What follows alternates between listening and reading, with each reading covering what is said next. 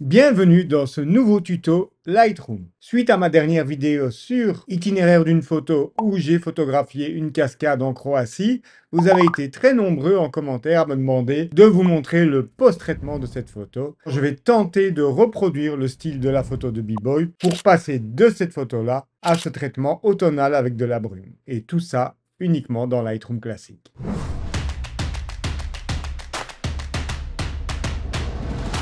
Donc voici cette fameuse photo qui m'avait inspiré à aller photographier cette cascade, où, comme vous avez pu le voir dans ma vidéo prise de vue, eh bien je n'ai pas eu cette brume.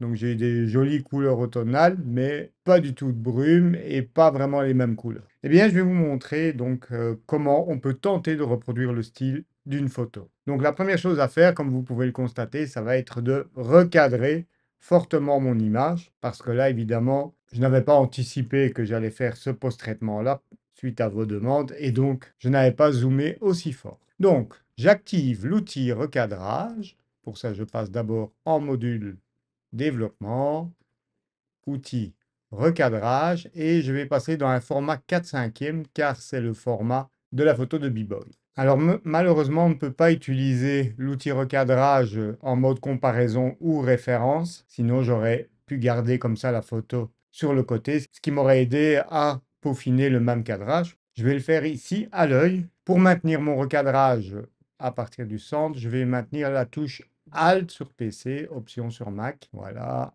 quelque chose comme ça. Alors, je vais maintenir les sapins un peu en haut ici. Alors, vous voyez, là, c'est vraiment un fort recadrage, hein. On va voir ce qu'il nous reste ensuite comme pixels. Je valide en cliquant 2 fois et on va se mettre en mode comparaison. Pour ça, j'appuie sur la lettre C de mon clavier. Et vous voyez que c'est pas trop mal. J'ai réussi à reproduire le même cadrage. Je vais juste remonter un petit peu la cascade dans la compo, que vous voyez ici, elle est légèrement plus haute à droite. Donc, je rappuie sur R pour repasser en recadrage et donc je vais remonter un petit peu la cascade. Je rappuie sur C et là, on est quasi similaire. Alors, vu qu'il y a un ponton ici en bas, dans ma photo, qu'on ne voit pas dans la photo de B-Boy, je vais remonter un petit peu plus pour éviter que ça coupe ici la courbe.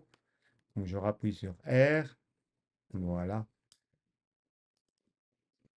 OK. Quelque chose comme ça. Je rappuie sur C. Voilà qui est mieux. Alors, maintenant, le souci, comme vous pouvez le voir ici, j'ai appuyé sur I pour afficher les informations de la photo. Il ne me reste plus que 2000 fois 3000 pixels, c'est-à-dire 6 millions de pixels, ce qui est vraiment très peu. Alors, ce qu'on peut faire à ce moment-là, c'est utiliser la super résolution de Lightroom qui va nous permettre donc de quadrupler les dimensions. Donc, pour ça, alors je vais un petit peu décaler la cascade plus à gauche. Vous voyez ici, j'ai la même végétation.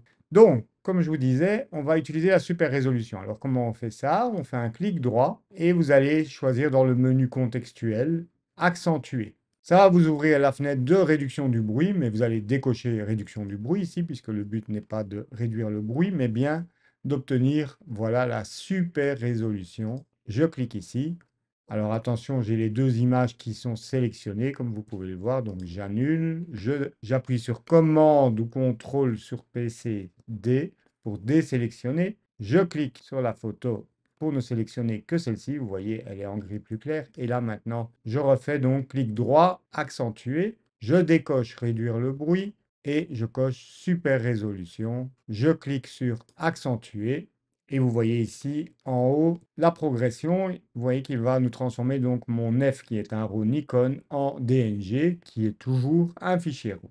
Voilà, c'est fait. Et je vais appuyer sur I et vous voyez à présent donc qu'on a 4800 pixels sur 6000, entre 25 et 30 millions de pixels, ce qui est beaucoup plus confortable. Et comme vous pouvez le constater, la qualité est très bonne. Alors, donc maintenant évidemment on va travailler sur celle-ci et pas sur l'autre. On va les placer en mode de vue référence, donc le mode comparaison. Donc quand vous sélectionnez deux photos et que vous cliquez ici sur l'icône Y, ça vous permet de les mettre en comparaison. Donc vous appuyez ici sur X et Y, ça vous permet de mettre les photos en comparaison, mais là vous ne pouvez pas développer la photo. Donc on peut évidemment inverser, donc mettre la photo de référence à gauche et la photo qu'on veut développer à droite, mais vous n'avez pas accès au module développement avec ce module comparaison. Donc il faut passer en développement. Et là, on va passer plutôt en mode de vue référence. Donc c'est l'icône que vous voyez ici à gauche. Alors si vous ne voyez pas cette barre d'outils ici en bas, il faut appuyer sur la lettre T, comme dans Outils. Et donc si vous cliquez ici, donc on va d'abord sélectionner la photo qu'on veut traiter. On clique sur l'icône référence. Elle va se placer donc à droite. Et maintenant, on va glisser la photo dite de référence depuis le film fixe à gauche. Alors, on va la verrouiller pour éviter de la bouger malencontreusement. Et donc là, vous avez accès à droite à tous les onglets de développement, c'est-à-dire qu'on va pouvoir voilà, corriger l'objectif, ajuster la luminosité, etc., tout en gardant l'image de référence en visuel à gauche, ce qui est plus facile pour évidemment tenter de reproduire un style. Alors, lorsque je tente de reproduire le style d'une photographie, la première chose que je fais, c'est de décomposer le travail en deux étapes. Donc d'abord le travail de la lumière, suivi du travail de la colorimétrie. Alors bien entendu, on peut faire ça à l'œil et certains y arrivent très bien, mais en procédant comme ça de manière analytique, vous aurez beaucoup plus facile à vous approcher du style. Il faut savoir que le cerveau a du mal à se concentrer sur deux choses en même temps. Et là, vous allez d'abord vous concentrer uniquement sur les différences de lumière entre les deux photos. Une fois qu'elles sont nivelées, eh bien, vous pouvez passer à la colorimétrie. C'est beaucoup plus facile, je trouve. Donc, pour ça, on va passer cette photo en noir et blanc. Donc, pour ça, j'appuie sur V. Et évidemment, je dois faire la même chose pour la photo de B-Boy. Donc, je vais cliquer ici pour l'activer dans la fenêtre de droite. J'appuie sur V et maintenant je remets la mienne à droite. Alors, qu'est-ce qu'on peut constater d'emblée? C'est que la mienne est plus sombre, mais pas globalement. Donc, ce n'est pas une question de curseur d'exposition, mais parce que vous voyez ici, par exemple, les arbres sont fort éclairés. Et il y a beaucoup plus de haute lumière, puisque moi j'avais du soleil et B-Boy pas. Mais en particulier sur la cascade, on voit que là, elle est beaucoup plus claire. Donc, on va travailler sur la cascade et ensuite, on va ajouter de la brume dans Lightroom. Alors, d'abord, globalement, je vois que le point noir ici est relevé, c'est-à-dire qu'ici, j'ai plus des noirs. Donc, je vais très légèrement venir augmenter les noirs vers la droite. Voilà, quelque chose comme ça est déjà plus proche. Alors, je vais baisser mes hautes lumières pour tenter d'ici un petit peu diminuer l'impact de cette zone qui, ici en noir et blanc, ressemble presque à de la neige. On va voir ce que ça a comme impact global sur l'image. Donc là, je peux y aller assez fort. Je pense qu'on va devoir réintervenir d'ailleurs localement sur cette zone-là. Donc, on va commencer par la cascade. C'est le plus facile. Alors, ce qu'on va faire, c'est travailler donc directement ici. Nouveau masque. Je viens chercher l'outil pinceau. Alors, je vais régler son débit à style 30%, c'est-à-dire que en faisant ça, ça ne va pas peindre automatiquement l'effet à 100%, ce qui va me permettre de doser progressivement. Et on va simplement donc augmenter l'exposition et les blancs. Alors pour le moment, comme je n'ai pas nulle part, on ne voit rien, donc il faut d'abord que je donne un coup de pinceau pour voir un petit peu l'effet. Ok, ça me semble pas mal. Ici, c'est fort sombre.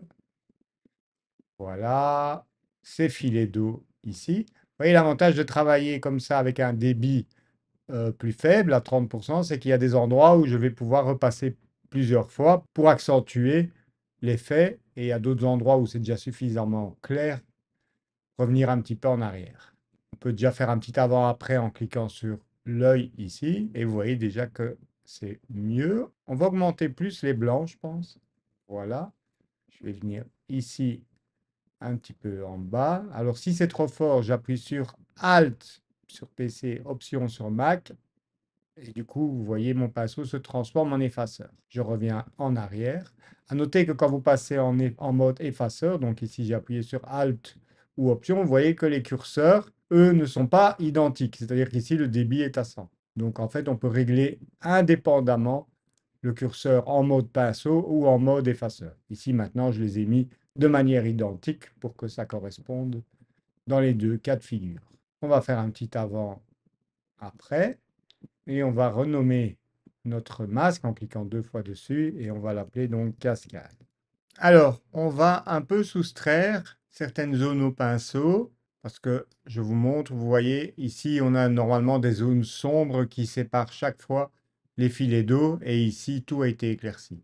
Donc, on vient ici sur le bouton soustraire et on va sélectionner donc le pinceau avec un faible débit, 24, c'est très bien.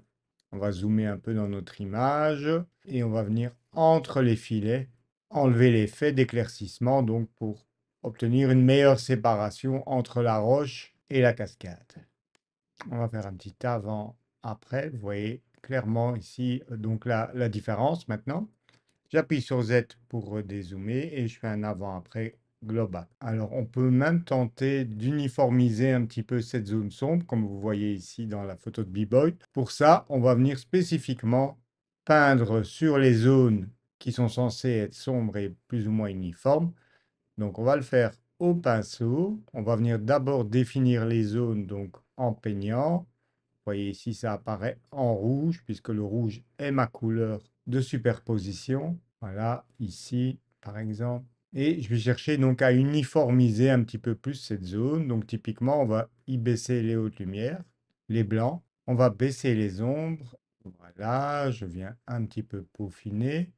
Donc, c'est plus facile des fois de le faire sur un masque séparé pour éviter d'impacter le reste. Alors, chose que l'on peut faire également sur la cascade, vous voyez qu'elle a un aspect beaucoup plus laiteux. Eh bien, on va pour ça aller sur le masque cascade, venir sur l'onglet Effet et on va venir baisser la clarté, voilà, un petit peu, ainsi que la texture. Vous voyez dans ma photo ici, c'est trop détaillé. Donc, on va juste appliquer un petit peu de clarté négative pour un petit peu diffuser l'effet. Donc ici, on va renommer ce masque rocher de la cascade.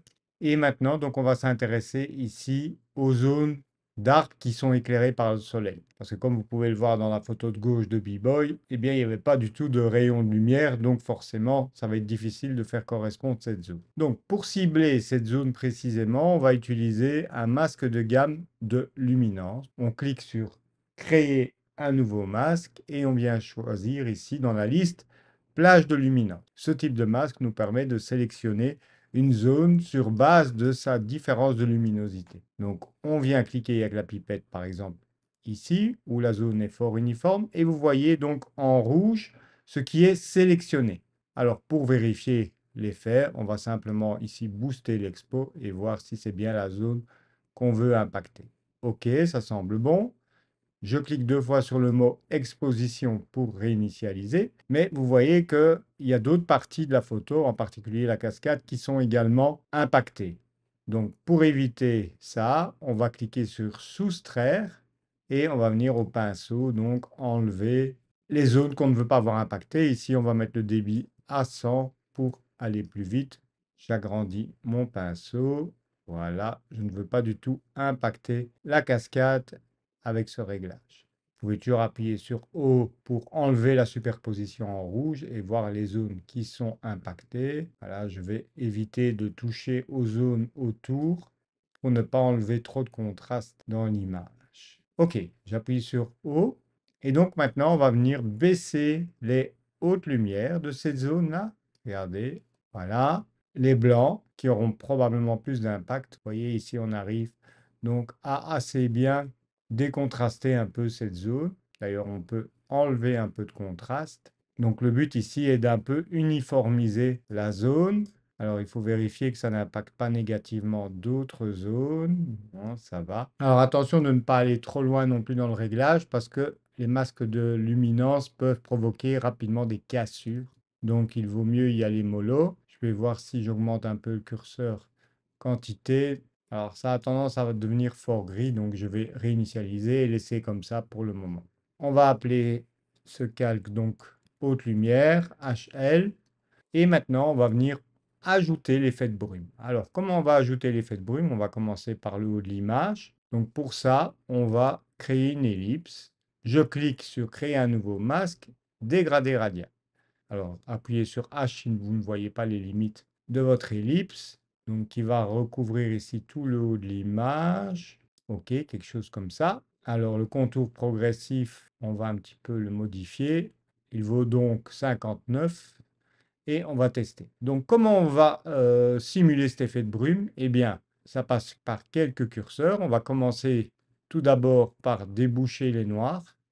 Hop, voilà, vous voyez, ça décontraste la zone. On peut d'ailleurs cliquer sur contraste et un petit peu aller vers la gauche. Mais c'est surtout ici dans effet que l'on va pouvoir vraiment appliquer cet effet de brume. Donc, c'est le curseur correction du voile, mais qui va être cette fois tiré dans le sens négatif, qui va vraiment créer un effet de brume. On va réduire la clarté également, ainsi que la texture. OK, maintenant on va revenir sur tonalité et ajouter un peu d'exposition à cette zone pour tenter de la faire correspondre à la luminosité de la zone ici. Alors mon ellipse est un peu trop petite, donc je dézoome, commande ou contrôle sur PC moins, et il suffit comme ceci de tirer, voilà, plus large.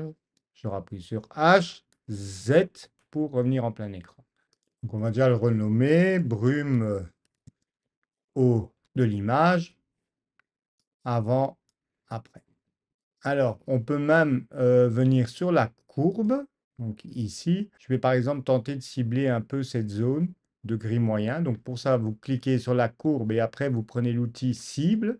Ici, vous voyez, il doit devenir gris clair. Et on va placer un point ici et tirer vers le haut. Là, vous voyez, on a carrément blanchi le tout. On va laisser un petit peu quand même transparaître ce qu'il y a derrière. Et maintenant, on va tenter de soustraire en fait les deux sapins ici que l'on retrouve dans la compo ici de B-Boy et un petit peu la végétation. Donc, comment on va faire ça? On va tenter avec une sélection d'objets juste pour les deux sapins et après on travaillera au pinceau.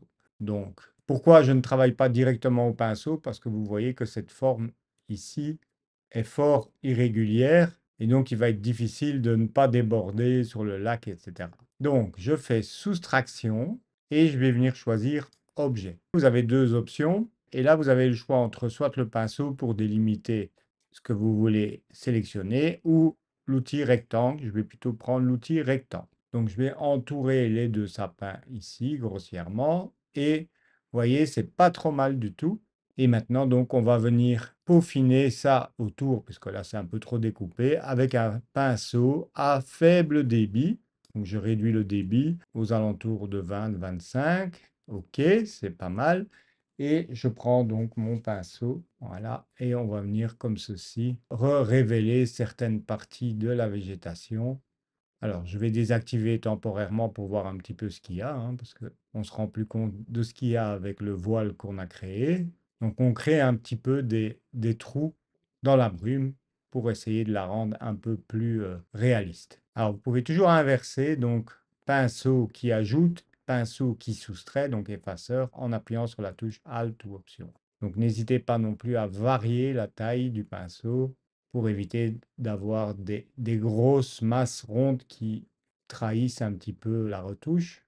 OK, là je pense qu'on n'est pas trop mal.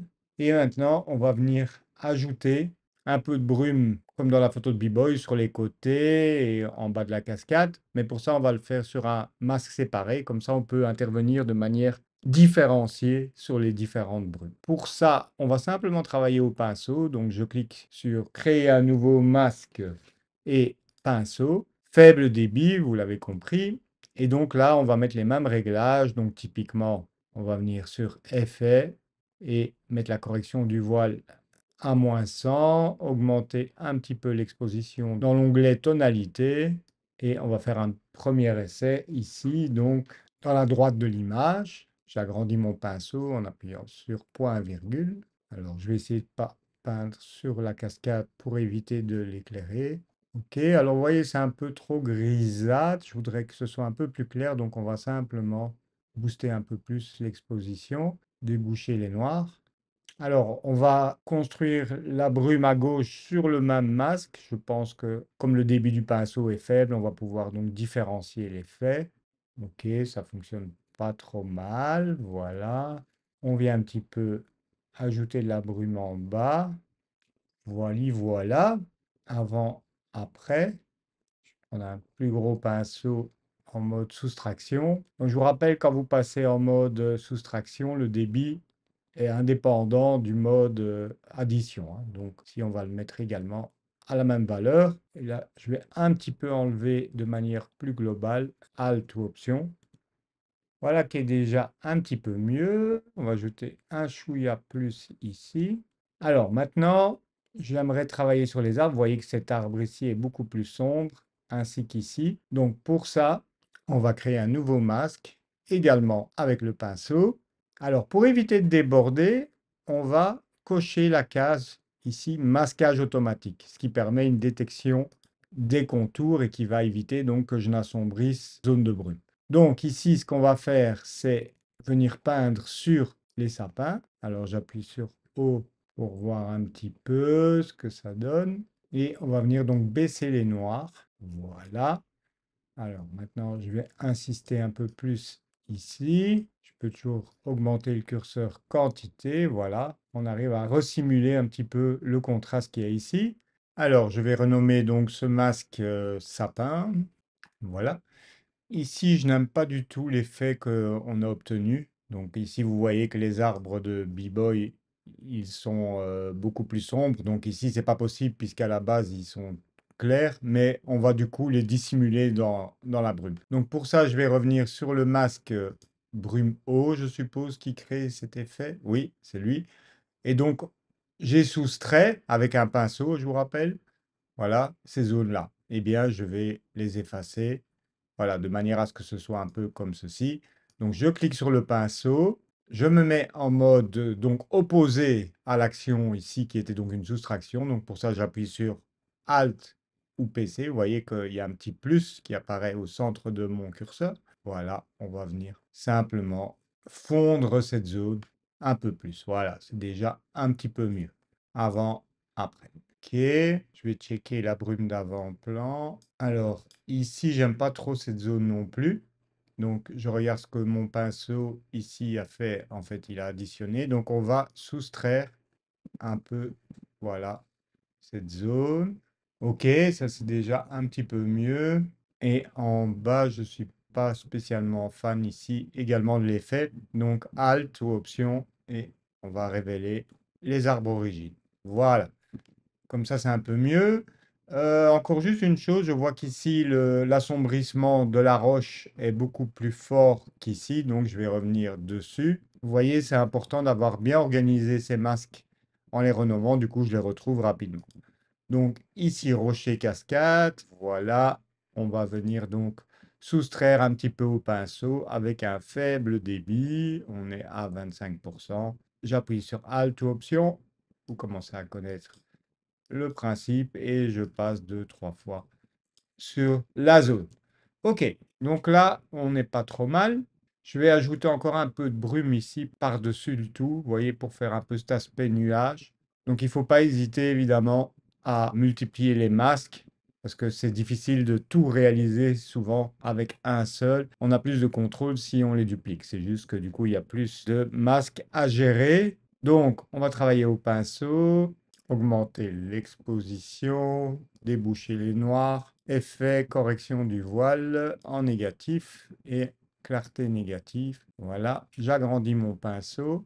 Voilà, c'est déjà un peu plus fondu. Alors attention de ne pas toucher la cascade. Donc option, je réduis la taille du pinceau et je viens ici déboucher la cascade. Donc vous voyez plus ou moins en termes de luminosité maintenant, si je désactive tous les masques en cliquant ici sur l'icône juste à gauche des masques globaux, vous voyez qu'on a fait pas mal de travail quand même sur la lumière. Alors maintenant il va être temps donc de repasser l'image en couleur. Donc pour ça on rappuie sur V et on va faire pareil donc pour la photo de B-Boy. Donc je clique dessus ici en bas dans le film fixe et j'appuie sur V.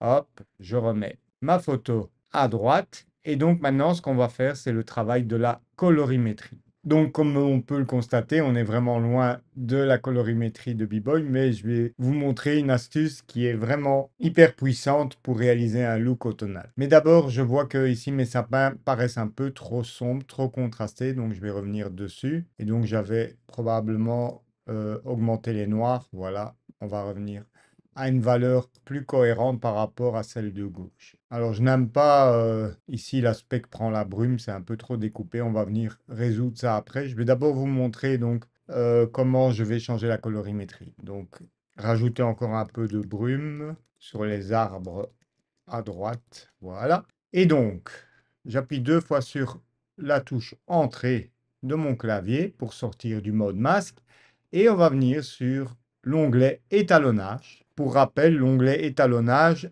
intervient sur les 3 couches, donc rouge, vert, bleu. Et même si apparemment vous ne voyez pas de bleu dans l'image, il faut savoir qu'il y a toujours un peu une de ces 3 composantes dans une couleur. Et si maintenant je vais basculer le bleu vers le turquoise, vous allez voir que mes jaunes vont également être impactés et devenir progressivement orange.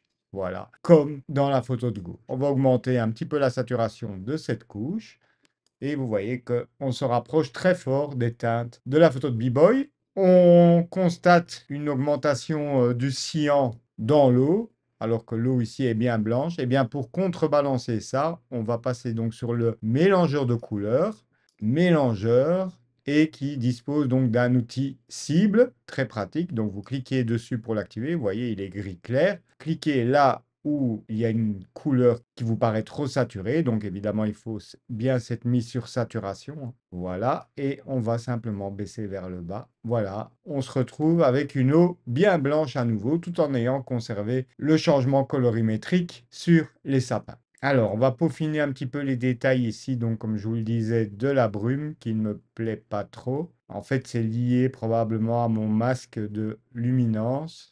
Donc, je vais revenir dessus. Je clique sur plage de luminance et je vais un petit peu fondre plus l'effet. Vous voyez, ce curseur, en fait, plage de luminance, provoque assez souvent des cassures, donc il faut un peu surveiller ça. Et avec ce curseur-là, vous pouvez fondre plus la progressivité de l'effet. Donc c'est déjà un petit peu mieux, même si c'est pas encore à mon goût. Donc je vais par-dessus encore ajouter de la brume pour camoufler un petit peu cette zone, hein, que je trouve pas très esthétique. Je prends le pinceau, je vais monter fort l'expo. Je vais une fois me mettre à un débit de 100 pour voir ce que potentiellement je peux arriver à faire. Donc vous voyez, je monte l'expo, mais malgré ça, on perçoit encore les ombres, etc. Donc je vais essayer en débouchant les ombres et les noirs. Donc comme vous pouvez le voir, cette zone est résistante. Et bien à ce moment-là, ce qu'on peut faire, c'est travailler avec la courbe. La courbe, en fait, agit de manière hiérarchique par-dessus tous les autres réglages.